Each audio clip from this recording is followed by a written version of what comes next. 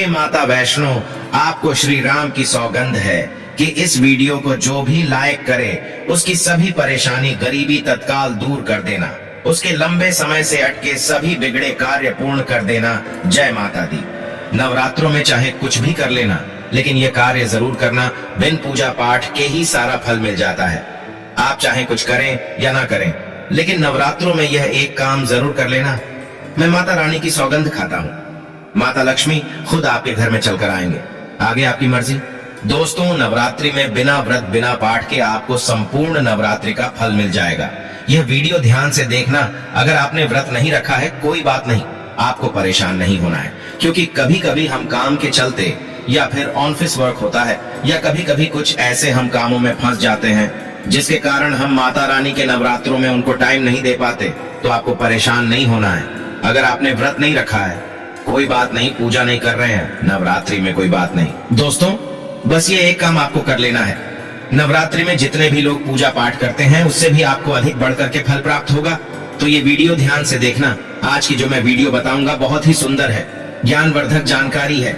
इस प्रकार की जानकारी आप लाखों रुपए खर्च करेंगे फिर भी कोई नहीं बताने वाला। हमारे चैनल का मकसद है जनहित एवं जन कल्याण करना, इसलिए आप लोगों को इस प्रकार की अच्छी अच्छी जानकारी सिखाते हैं।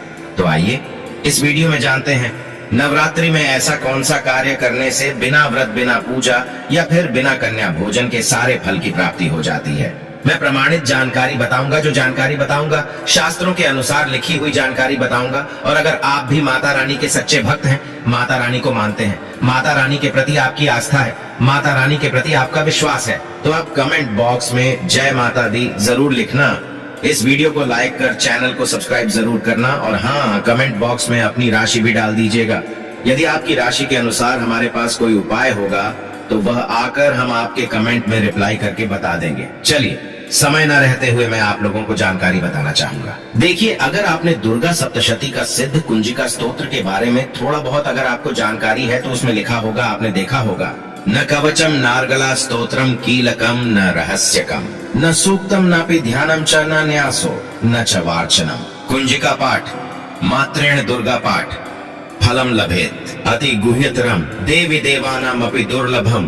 अर्थात भगवान शंकर माता पार्वती को बताते हैं कि ना कवच की जरूरत है, ना किसी भी प्रकार का कोई बढ़ा अनुष्ठान करने की जरूरत है, ना पूजा पाठ करने की जरूरत है।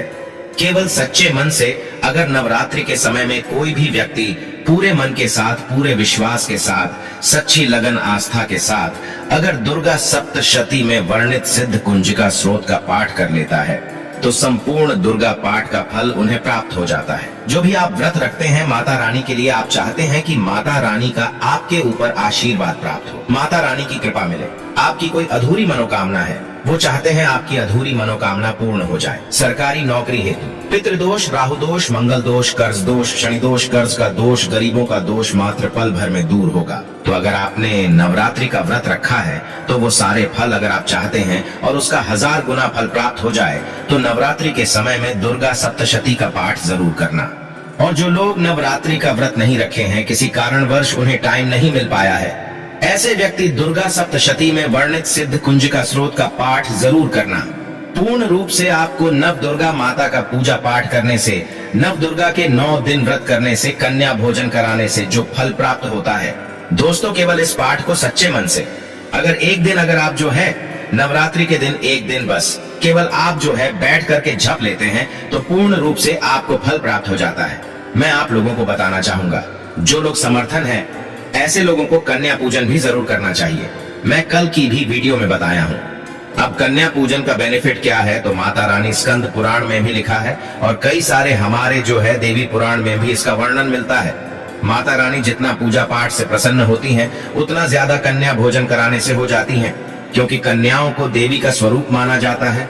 और जो कन्या होती है नवरात्रि के समय में ये साक्षात नव दुर्गा का स्वरूप हो जाती है।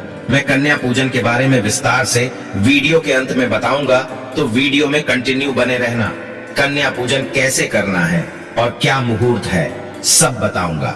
दोस्तों, दूसरी जानकारी बता रहा हूँ, ये जानकारी आपकी जिंदगी में बाहर लाएगी, आपके जीवन में चल रही परेशानी को दूर करेगी, क्योंकि हम आप लोगों को बहुत सरल साधारण से विधि बताते हैं जिसमें आप सभी दर्शकों का कल्याण छुपा होता है। तो नवरात्रि के दौरान आपको एक पुष्प का पौधा जरूर लगाना है। मैं इसका फायदा भी बताऊंगा कौन कौन से पुष्प लगाने चाहिए। हमारे धर्म शास्त्रों के अनुसार कहा गया है। दोस्तों, अगर कोई व्यक्ति मंदिर के किनारे में मदार का पौधा लगा दे, ध्यान से सुनिए, जो सफेद कलर का मदार का पौधा होता है किसी भी मंदिर के किनारे में लगा देते हैं। ये पुष्प वहां पर उपस्थित जो देवी देवता है, मंदिर में जो रहने वाले जो देवी देवता हैं, जैसे शिव मंदिर है, शिव मंदिर में मदार का पौधा लगाते हैं, तो इसका एक पुष्प अगर कोई भी व्यक्ति रख करके चढ़ा दें शिव मंदिर में जाकर के, तो आपको एक स्वर्ण दान के बराबर पुण्य की प्राप्ति होती है। तो मदार का पौधा लगाने से इसमें जो फूल खिलेंगे वो जाकर के देवी देवताओं को चढ़ाए जाएंगे, तो उसका आपको जो है पुण्य की प्राप्ति होगी। जो व्यक्ति चढ़ा रहा है उसको आधा फल मिलेगा और आधा फल आपको प्राप्त होना शुरू हो जाएगा। तो मदार का पौधा अगर कोई भी व्यक्ति नवरात्रि के समय में किसी भी शिव मंदिर है, माता रानी का मंदिर है, उनके समीप में जाकर के लगाता है तो अक्षत पुण्य की प्राप्ति होती है। न इसमें आपको व्रत करना है, न पूजा पाठ करने की जरूरत है। बस आप जो है कोई भी फूलों का पौधा लगा सकते हैं। इस श्रेणी में आते हैं जैसे मदार का पौधा, सदाबहार का पौधा। सदाबहार हमेशा हरियाली रहता है और ये हमेशा फूलते हैं। ऐसे फूल का आपको चयन करना है जो हमेशा फूलते रहें, जिसमें फल फूल आते रहें। तीसरे नंबर पर आता है कनेर का पौधा। जो कनेर का पौधा है ये देवी माँ का श्रृंगार कहा गया है। कनेर के पौधे से अगर कोई भी व्यक्ति कनेर का पौधा सफेद कलर का अगर कनेर है तो फिर इसे अति उत्तम माना जाता है। कनेर के पौधे को पार्वती का स्वरूप कहा गया है। धर्म शास्त्रों में तो कनेर का पौधा चढ़ाने से माता रानी बहुत प्रसन्न होती है और गोदान के बराबर हमें फल की प्राप्ति होती है। आप चाहते हो तो गुड़हल का पौधा लगा सकते हैं। दोस्तों, मंदिर के किनारे में, देवी मंदिर के किनारे में अगर कोई भी व्यक्ति गुड़हल का फूल का पौधा लगता है तो हमारे धर्म शास्त्रों में ऐसा कहा गया है, गुड़हल के वृक्ष पर साक्षात मां जगदम्बा का वास होता है। जी हाँ, ये मैं कोई हवा में हवाई बात नहीं कर रहा हूँ, प्रमाणित बात कर रहा हूँ। धर्म शास्त्रों में भी लिखा है, आप माता रानी को 56 भोग लगाएं या ना लगाएं, कोई श्रृंगार का सामान चढ़ाएं या ना चढ़ाएं, इससे कोई फर्क नहीं पड़ता। लेकिन अगर कोई भी व्यक्ति नवरात्रि के समय में गुड़हल का पुष्प माता रानी को सच्चे मन से अगर माला पिरो करके 21 की संख्या में, 11 की संख्या में चढ़ा दी जाए तो उस व्यक्ति की वह मनोकामना पूर्ण होने से साक्षात ब्रह्मा भी नहीं रोक पाते हैं। गुड़हल का फूल माता रानी को चढ़ाने से नवरात्रि में आपने पूजा पाठ व्रत रखे हैं, पूजा पाठ कर रहे हैं, कोई बात नहीं। अगर आप व्रत नहीं कर पा रहे हैं, पूजा पाठ में टाइम नहीं दे पा रहे हैं, तो गुड़हल का फूल माता रानी को नवरात्रि के किसी भी दिन, एक दिन 21 माला पिरो करके, माला बना करके माता को चढ़ा देना, संपूर्ण व्रत का फल मिल जाएगा। आपने नवरात्रि का व्रत रखा हो या ना रखा हो, इससे कोई फर्क नहीं पड़ता। बस गुड़हल का फूल माता रानी को चढ़ा देना। तो ऐसा कहा गया है, कोई व्यक्ति अपने जीवन काल में अगर नवरात्रि के समय में गुड़हल का पौधा लगा देता है और इस पौधे में फूल आना शुरू हो जाते हैं और ये फूल अगर देवी देवताओं को चढ़ना शुरू हो जाते हैं तो माता रानी आजीवन आपकी बिल्कुल ही मदद करेंगी, आपके ऊपर अपनी कृपा बरसाएगी, आपको अपना पूर्ण आशीर्वाद देंगी और जब तक आप इस संसार में जिएंगे कभी भी निर्धन नहीं रहेंगे। देखिए, हमने आपको वीडियो के बीच में बताया था कि कन्या पूजन 2024 में कब है और क्या है शुभ मुहूर्त। आइए अब जानते हैं, लेकिन याद रहे कन्याओं को ऐसा खाना कभी मत खिलाना नहीं, तो उल्टा आप बर्बाद हो जाओगे। जानिए कन्याओं को क्या खिलाना चाहिए और क्या नहीं, और क्या उपहार देना चाहिए और कौन सा उपहार नहीं देना चाहिए। दोस्तों, इस बार के नवरात्रि बहुत ही शुभ और मंगलकारी माने जा रहे हैं। इस बार चैत्र नवरात्रि 9 अप्रैल दिन मंगलवार को शुरू होकर और इसका समापन 17 अप्रैल दिन बुधवार को होगा। ऐसे में 17 अप्रैल दिन बुधवार को ही व्रत पूर्ण होगा, कन्या पूजन होगा। दोस्तों, नवरात्र की अष्टमी और नवमी तिथि पर कन्या पूजन का विधान है। इस बार महाअष्टमी तिथि 16 अप्रैल 2024 यानी कि इस दिन मंगलवार है और नवमी तिथि 17 अप्रैल 2024 दिन बुधवार को है। ऐसे में आप अष्टमी और नवमी को, इन दोनों तिथियां में कन्या पूजन अवश्य ही करें। कन्याओं को भोजन अवश्य खिलाएं। शास्त्रों में 9 दिनों के नवरात्रि को बहुत ही शुभ और मंगलकारी माना जाता है और वहीं 8 दिनों के नवरात्रि को अच्छा नहीं माना जाता। ऐसे में 10 दिनों के नवरात्रि बहुत ही शुभ माने गए हैं।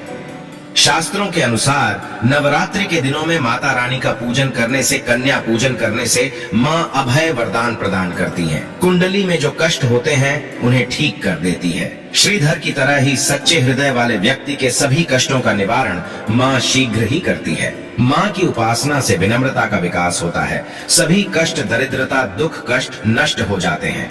नवरात्रि में माता रानी का व्रत और पूजन किया जाता है, लेकिन नवरात्रि के दौरान सबसे ज्यादा महत्व होता है कन्या पूजन का। दोस्तों, कन्या रानी जो होती हैं, फूल की पंखुड़ियों की तरह नाजुक होती हैं। कन्या पूजन सर्वप्रिय है, श्रेष्ठ है।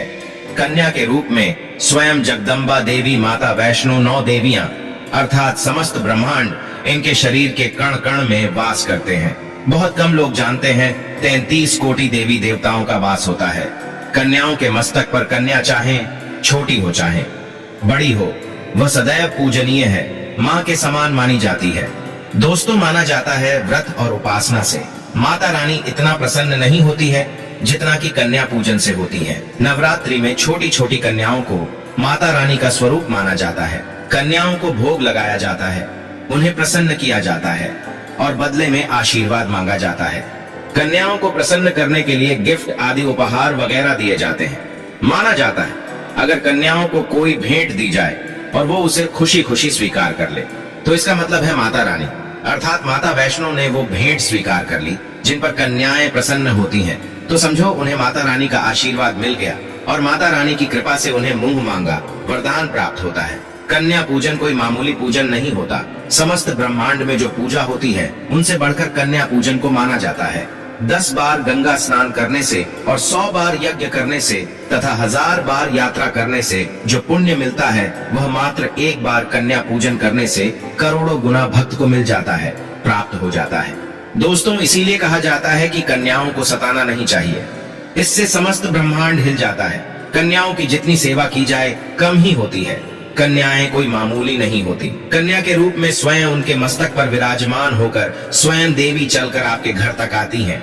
नवरात्रि में 2 साल से लेकर 10 साल तक की कन्या का पूजन होना चाहिए। अष्टमी अथवा नवमी को कन्याओं के पैर धोकर भोजन कराना, उपहार आदि देना श्रेष्ठ माना जाता है, दुर्लभ माना जाता है।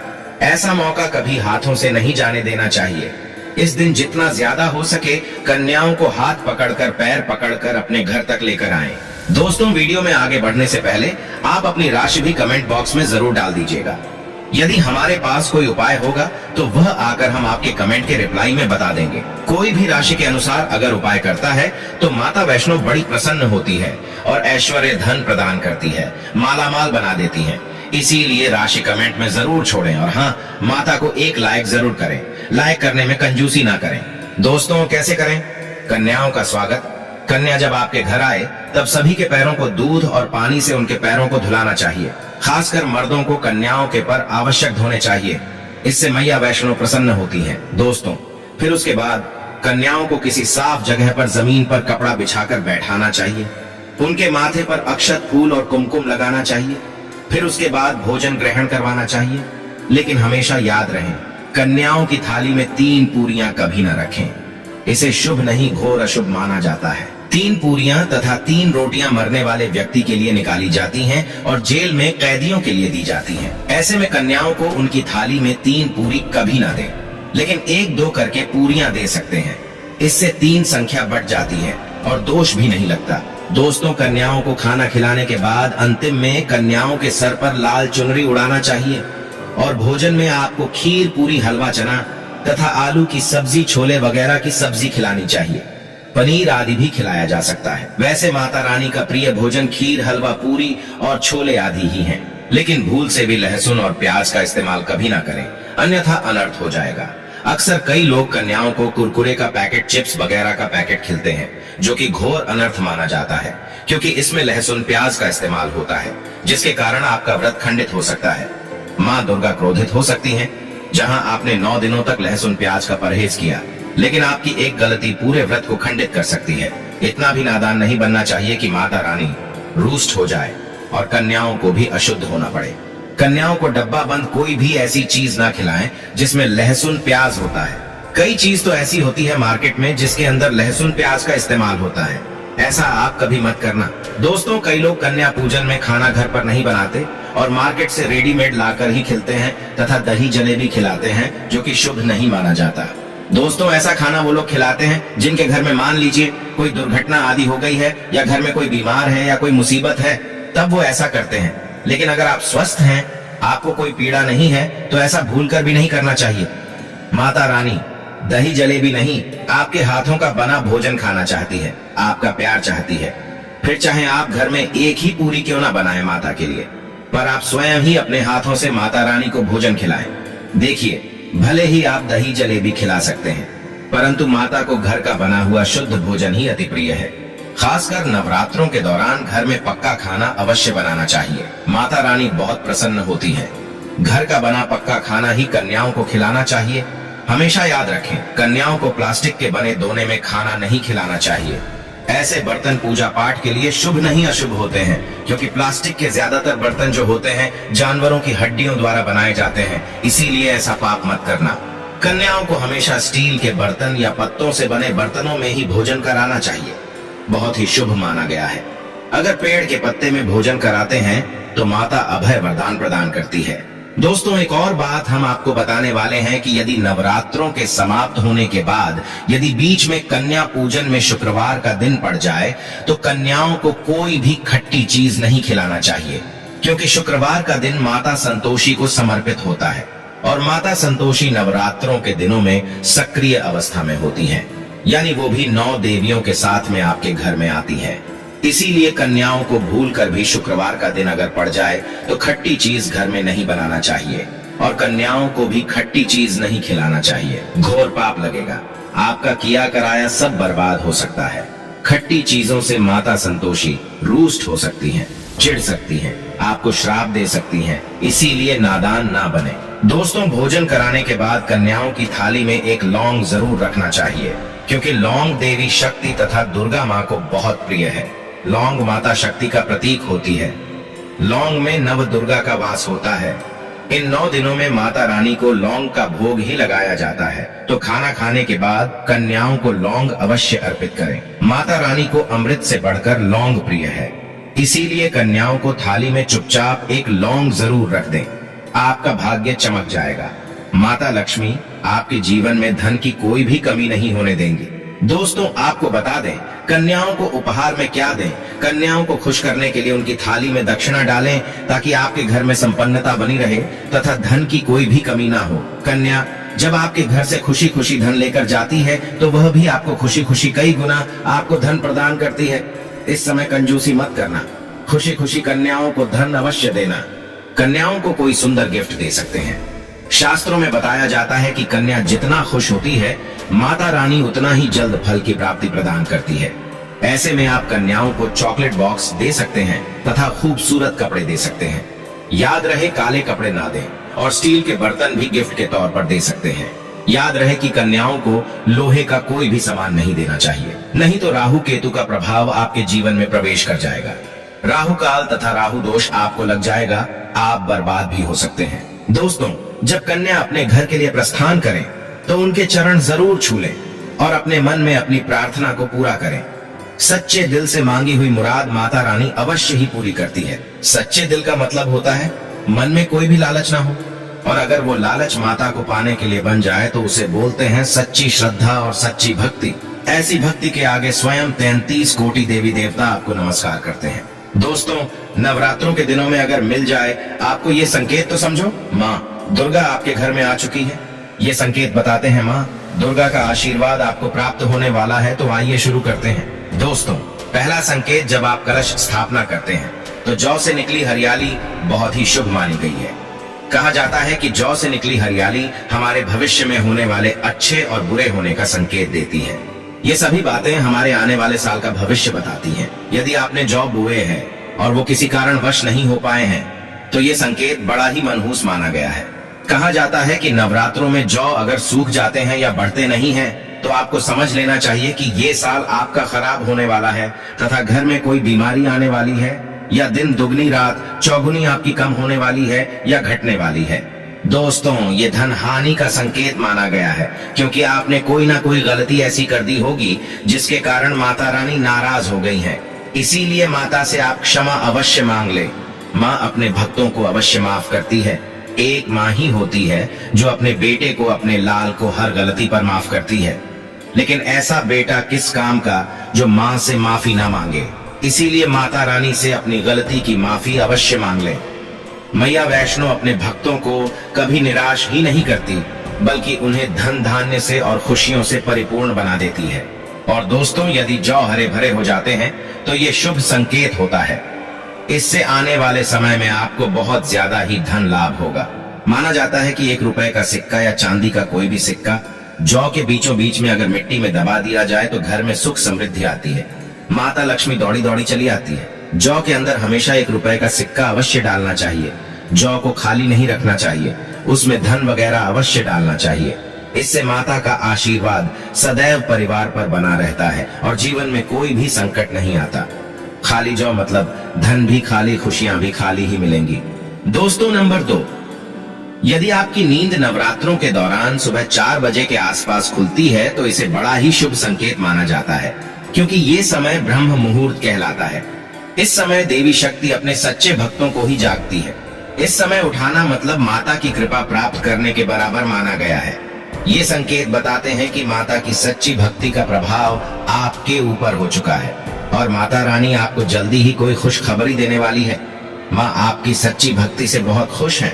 दोस्तों, नंबर 3, यदि नवरात्रि में आपका मन प्रसन्न होने लगे, पूजा पाठ में आपका मन लगने लगे, पूजा करते समय मन का शांत होना यह दर्शाता है कि आपको बहुत जल्द माँ की कृपा प्राप्त होने वाली है। माता रानी आपकी भक्ति से बहुत खुश है। आपकी भक्ति माता रानी को आनंद दे रही है। ऐसे व्यक्ति को समझ जाना चाहिए कि उसके जीवन में अब अच्छा समय आने वाला है। दोस्तों, नंबर 4, नवरात्रों के दौरान अगर माँ के गले से फूल गिर जाए तथा जौ के हरे भरे पत्ते अगर बिन हवा के हिल जाएं, तो इसे अति उत्तम माना गया है। ये संकेत बताता है कि माता रानी का आगमन आपके घर में अस्थायी रूप से हो चुका है। आपको माता लक्ष्मी की कृपा प्राप्त होने वाली है। ये संकेत कुछ खास लोगों को ही दिखाई देते हैं। माना जाता है कि पूजा करते समय अगर धुआं अधिक बढ़ जाए तो इससे ये पता चलता है कि आपके घर से गरीबी हमेशा हमेशा के लिए जाने वाली है। भूत प्रेत आत्माएं अब आपके घर से हमेशा के लिए जाने वाले हैं। पूजा करते समय धुएं का अधिक होना बहुत ही शुभ और मंगलकारी माना गया है। ये संकेत भविष्य में अच्छे परिणाम को दर्शाते हैं। दोस्तों, नंबर 5, द्वार पर गाय का आना। वेदों में बताया जाता है कि नवरात्रि के दौरान गाय माता का घर में आना बड़ा ही शुभ संकेत माना गया है। नवरात्रि में द्वार पर गाय का आना अत्यंत शुभ है।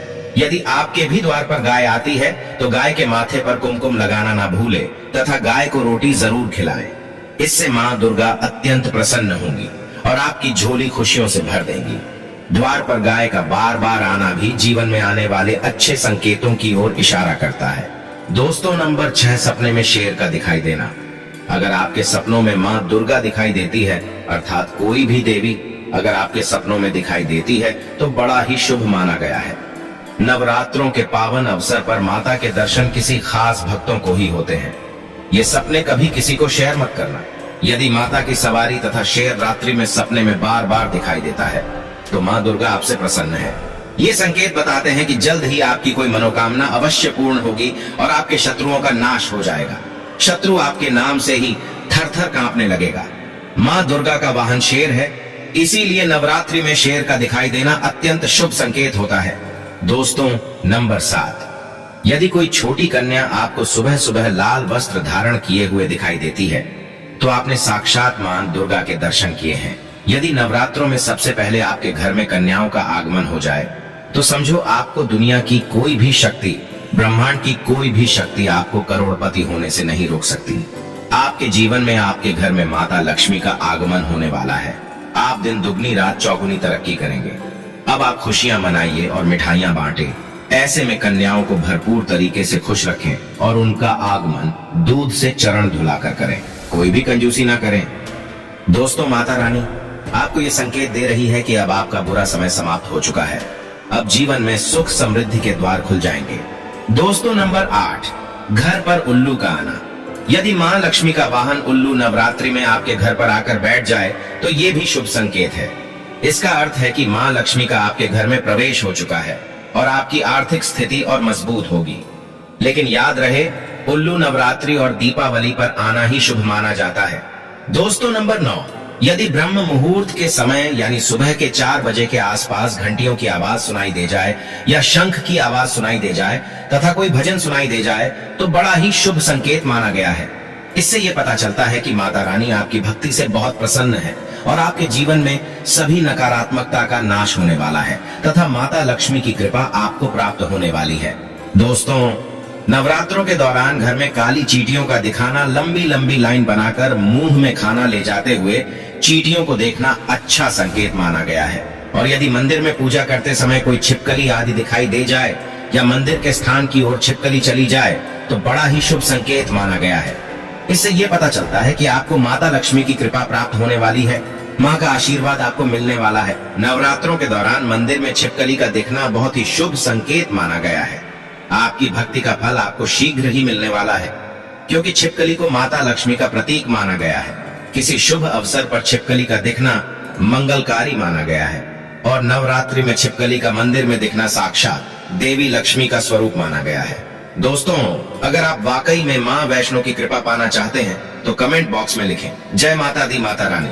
आपकी झोली खुशियों से भर दें। माँ वैष्णो के लिए एक लाइक तो बनता है।